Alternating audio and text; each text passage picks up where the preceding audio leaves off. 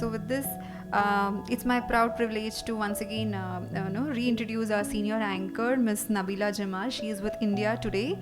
You have seen her breaking the day stories with an impeccable style and impact. So in her decade-long experience, Nabila Madam has fiercely covered crime, politics and environment, which has won her national acclaim. So please put your hands together in welcoming the best news anchor, Ms. Nabila Jamal. So please share a few words about our initiative. Thank you. In fact, the introduction was really nice, and I think I'm with the best community here. Never imagined that cybersecurity had so many women involved, and so I'm opening up to this. Thank you for making me part of it. I have Runa, a friend of mine who's also sitting here. So thanks, Sujata. I heard your story. It really is so inspiring, to be honest. I mean, commendable journey that you've had, and you're so relentless in ensure. And you've gotten this far, and for someone as educated or maybe had family background, I'm talking about myself, who had the resources to do what I could do, I still couldn't put up a community like this together. So I'm really inspired. So thank you for this. More power to you. And but yeah, today I think I've opened up myself as a journalist. I should tell you that I'm sure some of you may have heard me speak on the other hall as well, that never in my journalism journey did I ever realize that cybersecurity was such a big threat that we could be at times at the brink of war. And I'm saying this very consciously because let's, for example, speak of the elections that went by. There were such situations where a place, an area could get into a riot-like situation because of fake news, or videos that were morphed, that were put out on public domain, and there was no way for us to verify it. Even as news channels, it was so hard for us to get to the bottom of it, on who circulated it, on how do you tackle something like this, how do you tell people that's not true, this versus this, false, original versus fake.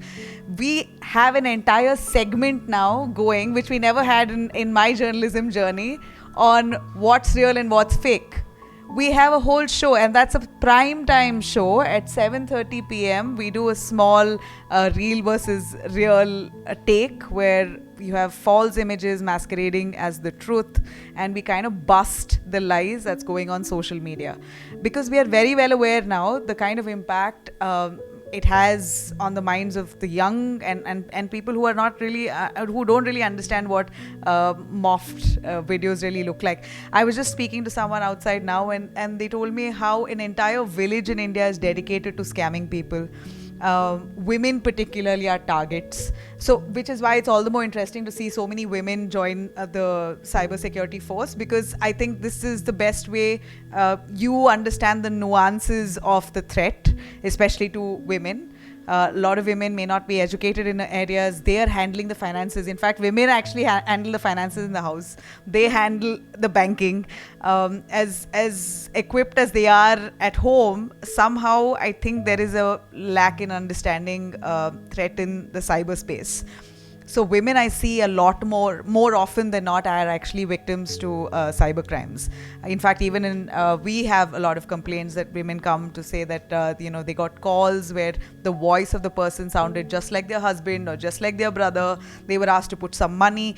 So the threat has personified itself or perfected itself to such an extent where even the best of us get fooled. I did mention about a video that I put up very recently of a tornado that happened in Dallas. I put that up on my social media, and then I received a lot of flack saying that you're supposed to be a credible journalist, but you're putting out fake videos. I swear I fell into that trap. So if I couldn't see it, I can't expect people who are still have lack of information to understand the real threat. So to have women in a part of it, to try and sensitize the issue, I think is fantastic.